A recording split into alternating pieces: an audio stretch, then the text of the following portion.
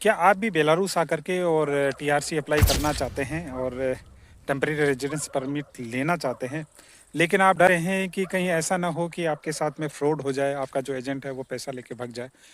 तो आज इस वीडियो में मैं स्टेप बाय स्टेप जो सारा प्रोसेस होता है टीआरसी का, कौन कौन टीआरसी ले सकता है, क्या क्या डॉक्यूमेंट चाहिए, क्या क्या प्रोसेस होता है, और सबसे इम्पोर्टेंट जो सवाल आता है वो ये आता है कि यार टूरिस्ट वीज़ा पे आकर के और टीआरसी अप्लाई की जा सकती। ये सारी चीज़ें मैं आज आपको एक्सप्लेन करूंगा इस वीडियो के अंदर। नमस्कार दोस्तों, मैं हूं आपका साथी और आपका दोस्त। मेरा नाम है नरपत सिंह शेखावत। आज बात करेंगे स्टेप बाय स्टेप की टीआरसी कैसे ली जा सकती है, और वीडियो को एंड तक वॉच कीजिएगा। वीडियो के एंड में मैंने वो 5 ऐसी मिस्टेक्स बताई हैं जिसकी वजह से टीआरसी है वो रिजेक्ट हो जाती है। वीडियो शुरू करने से पहले चैनल को सब्सक्राइब कर लीजिए। कमेंट करके मुझे ये बताइए कि आप किस बेस के ऊपर जो है वो बेलारूस आना चाहते हैं, जॉब, स्टडी, या फिर प्रॉपर्टी खरीद करके, या फिर किसी बिजनेस वीजा के ऊपर। तो चलिए शुरू करते हैं। फर्स्ट स्टेप में हम बात करते हैं कि आखिर टीआरसी होती क्या है। देखिए, टीआरसी जो होती है वो एक टेम्परेरी रेजिडेंस परमिट होता है जो आपको बेलारूस में रहने के लिए अनुमति प्रदान करता है।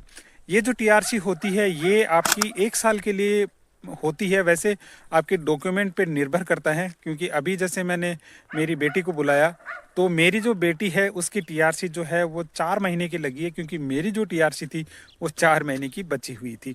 इसलिए आपके डॉक्यूमेंट्स और आपकी जो ग्राउंड है उसके ऊपर डिपेंड करता है कि आपको टीआरसी कितनी मिलेगी।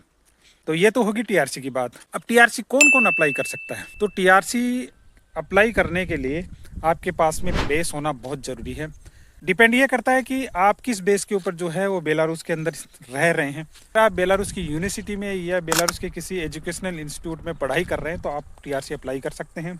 अगर आपके पास में बेलारूस में खुद का घर है या खुद की प्रॉपर्टी है तो आप जो है वो टीआरसी अप्लाई कर सकते हैं। आप किसी बेलारूसियन सिटीजन के रिलेशन में हैं या आप उसके साथ में फैमिली रिलेशन बनाने वाले हैं तो आप टीआरसी के लिए अप्लाई कर सकते हैं। जो रिफ्यूजीज होते हैं वो टीआरसी के लिए अप्लाई कर सकते हैं। बस आपका बेस स्ट्रॉन्ग होना चाहिए। आप ये सोच रहे हो कि एक कंपनी बना ली और बैंक में बैलेंस डाल दिया तो टीआरसी अप्लाई हो जाएगी, तो ये जो मिथ है वो अपने दिमाग से निकाल दीजिए। ऐसा नहीं होता है कि सिर्फ कंपनी बनाने से या फिर बेलारूस के बैंक में पैसा डालने से आपको टीआरसी मिल जाएगी। ये करते हैं कि टीआरसी के लिए डॉक्यूमेंट क्या क्या लगते हैं। तो देखिए, सबसे पहले तो आपके पास में जो है वैलिड पासपोर्ट होना चाहिए। सेकंड नंबर पे आता है कि टीआरसी फॉर्म, जो एप्लीकेशन फॉर्म होता है वो पूर्ण रूप से फिलअप होना चाहिए, कोई मिस्टेक नहीं होनी चाहिए।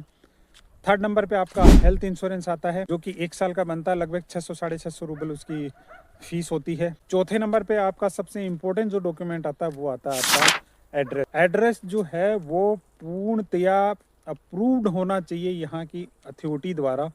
और जो लीज एग्रीमेंट या फिर आपका जो अनकम्प्लीट जो एड्रेस होता है वो कभी भी मान्य नहीं होता है।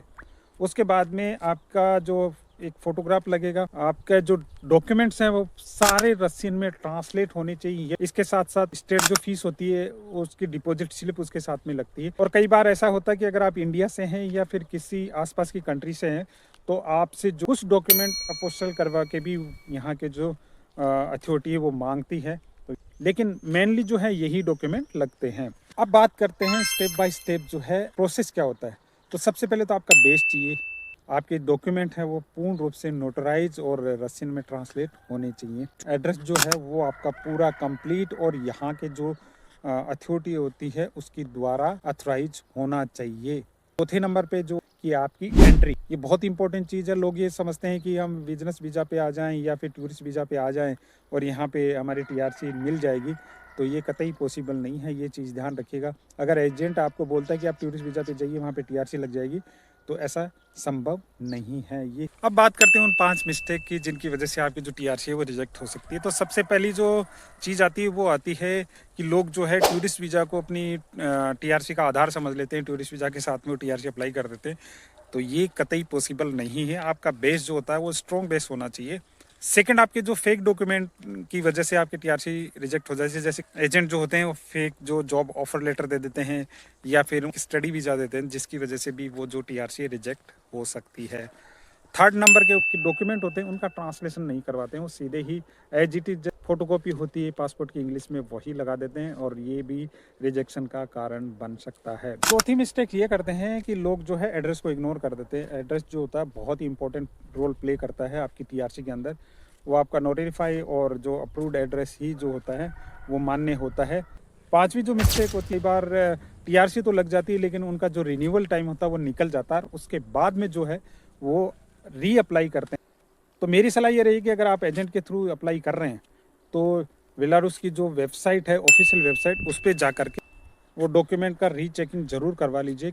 और सबसे इम्पोर्टेंट चीज़, फ्री एंट्री वीज़ा और टूरिस्ट वीज़ा को भूल जाइए, उस पर कभी भी टीआरसी नहीं लग सकती। अगर वीडियो अच्छा लगा हो, इंफॉर्मेटिव लगा हो आपको, तो शेयर करना ना भूलें। वीडियो को लाइक करो, शेयर करो, चैनल को सब्सक्राइब करो। आगे और किस पे आपको वीडियो चाहिए वो मुझे कमेंट करके ज़रूर बताएं। इसी तरह चैनल पे बने रहें। Thank you.